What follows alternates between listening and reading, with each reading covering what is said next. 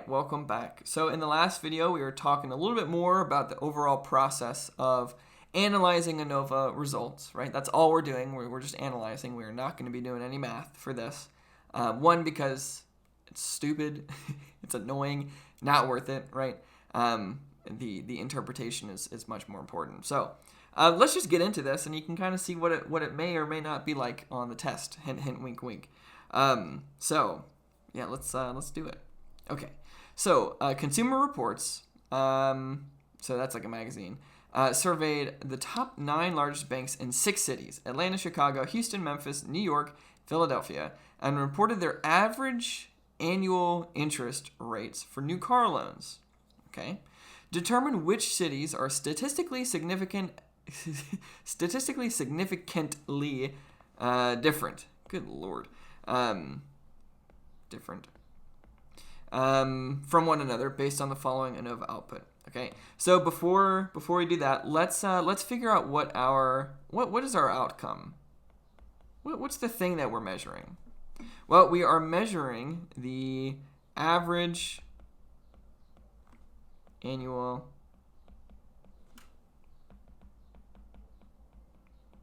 interest rate. Okay, and this is going to be continuous. Oops. Continuous. Okay. Quantitative continuous. Okay. And then what about our factor? What is our factor? Our factor are these cities. Cities. Okay. What about the level? How many levels do we have? Number of levels. Well, how many cities do we have? How many things within this group do we have? We've got 1, 2, 3, 4, 5, 6, right? Or 6. Shoot. Okay, cool. So we've got 6 levels in our 1 factor cities.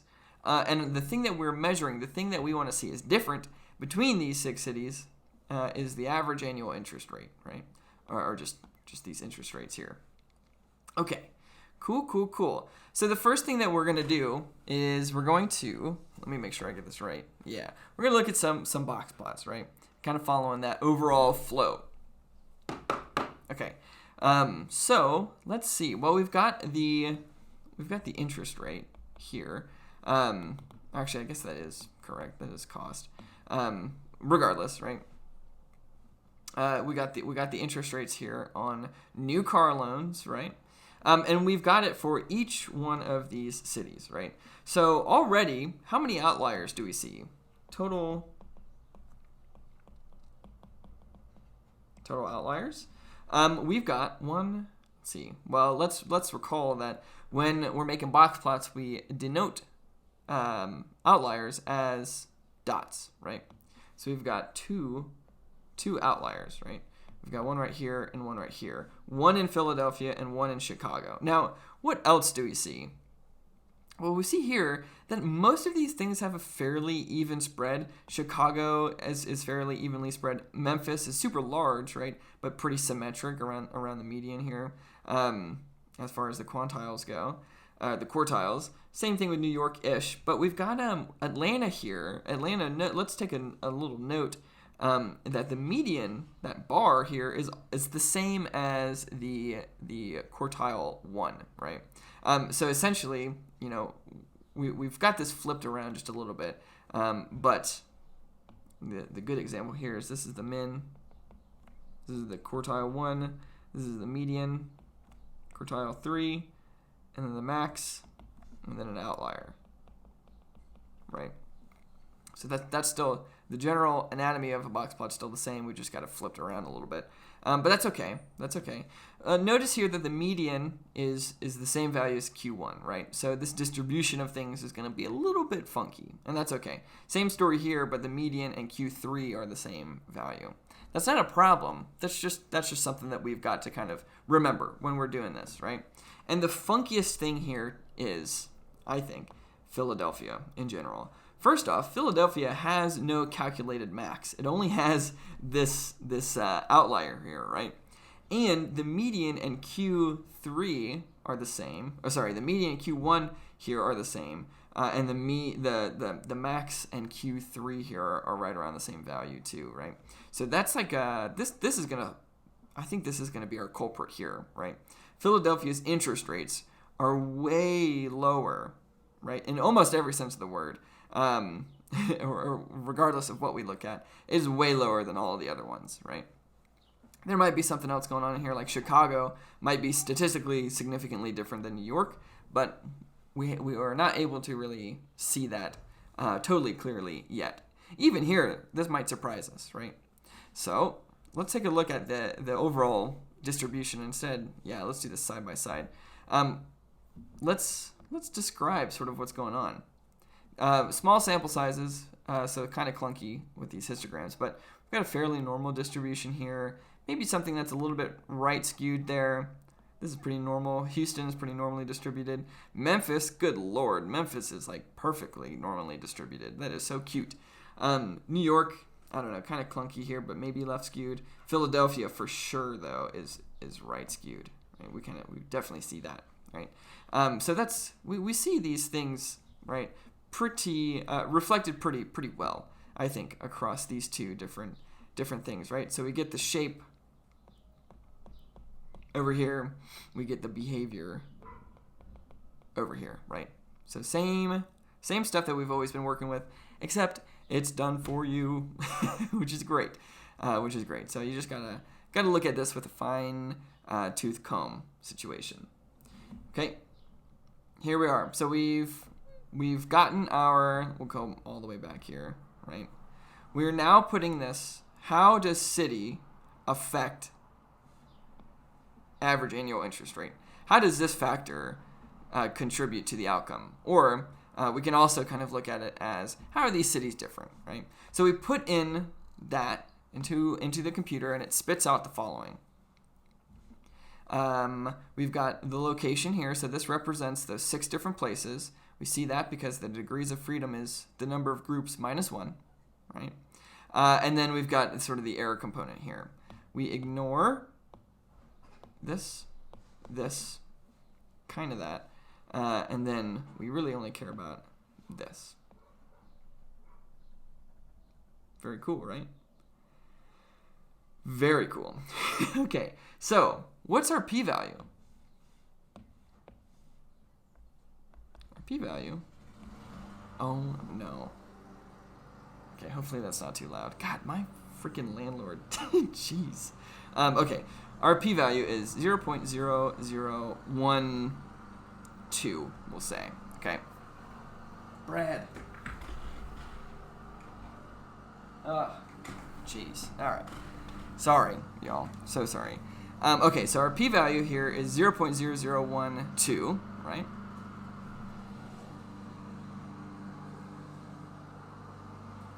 Y'all. So annoying. So sorry. Okay, so our p-value is 0.0012. So how do we interpret this? Well, we have significant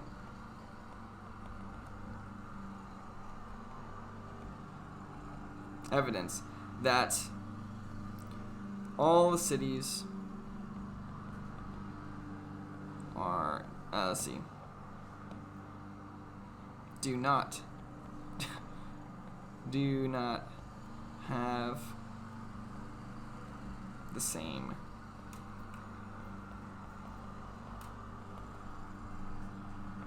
we have significant evidence that all the cities do not have the same interest rate, okay? Or at least one city is different. Statistically different, right? Statistically significantly different. So either or, right? This one here is a little bit easier to write if you're short on time, but technically this is what we've got, right? So at least one of the groups is different. At least one of the cities is statistically different from one of them, right? Okay, but now we got to get into which ones are actually different, right? This is only looking at the big picture. We got to dig a little bit deeper, right? We got to do a little bit of sleuthing. But before we even do that, we got to check to make sure that the error component in this bad boy is not all funky, right? Is not over or underestimating one of the groups, right? So when we're making these comparisons, we're able to actually trust the results, right? Okay, so this is the model, this is the histogram of the residuals of that error component. And I think that this is, in my professional opinion, hardly, I think that this is pretty decently normally distributed. It's a little clunky here and there. Like this is, if we were to maybe change the bins a little bit, then maybe it would look more normal. But I would say that this is fairly decent, right? So the error component is not over or underestimating any part of our model, at least not in a big way, which is great. Okay. All right, so we've got that. So we can trust the model, yes. We've got a significant p-value. We checked the residuals. We can trust it, easy peasy. And then we just go on to our Tukey's on a significant differences test, right? Where we take every combination of comparison that we can make, do a little t-test, and then and then make some conclusions, right? Now, we had 6 different cities, right? And now already you can see that as those comparisons, as the group number goes up, right? As the levels go up, the more comparisons we can make, right? Which is, cool and everything. This would take so long to do by hand. When I did it in the computer in R, it took less than half a second. Less than half a second. Crazy how fast it can do this. Okay, now this is a lot to look at. So what I would recommend doing first is looking at this picture, my creation here. I don't know what to call this yet, but if you have any ideas, let me know. I need to write a thesis. Okay. Anyway. So what are we looking for? Well, we're looking for black dots. We're looking for things that are filled in, right? Okay. So we've got, let's see, Philadelphia and Atlanta. That's statistically significant.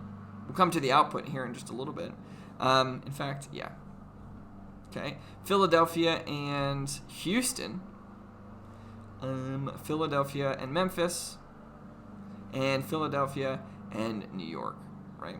None of the other cities are statistically significantly different from the other ones, right? So Chicago, Atlanta, statistically insignificant. Houston, Atlanta, right, so on and so forth.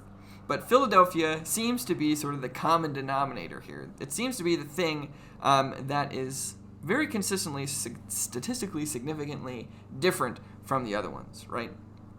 Okay, so then we want to see, all right, we'll come over here to the output in just a second, but we want to at least write out which groups are statistically significant and by how much, okay? Oh, look at that. Look at that. Okay, so let's start off, and in fact, this would be helpful to bring over, I think, but we'll just look straight down here. Okay, so already we look in this column first. And your eye is looking for anything that is less than 0.05, right? That's the default. It pretty much will always be the default. Totally arbitrary too. Literally no reason, except for way back in the day, just to save time. But anyway, we've got one right here that is statistically significantly different, under 0.05, so we'll just come over here. And that is Philadelphia and Atlanta. I'm just going to say P and A. Okay, and by how much on average, the difference in the two means was negative 0.99, right? So we'll just actually round that to -1. Okay. Easy peasy, right? Easy peasy. So this is saying that the interest rate for Atlanta was higher than Philadelphia's, and then let's put the 95% confidence interval on there too. So that would be between Philadelphia and Atlanta is 0.05 to 1.936. Okay, so we can even come down here and say Atlanta larger than Philly. Right. That's the idea. Right. That's the idea. So we'll even say that. Okay, just to keep everything on the same scale, right? Does not matter how you do it. I just like to report differences as positive numbers, and then, just note which one is larger, right? So I'll keep this. Atlanta larger than Philly. All right, and then I think we've got 3 other ones that we need to find, and it's Philadelphia and Houston. So we'll just come down here. Oops, here it is, right there. Okay, so Philly and Houston, on average, was 1.11 larger, right? Houston was 1.1 interest rates larger than interest rate units, so percentages, than Philly here. Sorry. And then that 95% confidence interval was 0.16 to 2.05, we'll say. Okay, right? And I'm just doing a little bit of rounding and flipping the signs, right? Flipping the signs. No biggie. No biggie. And so this is Houston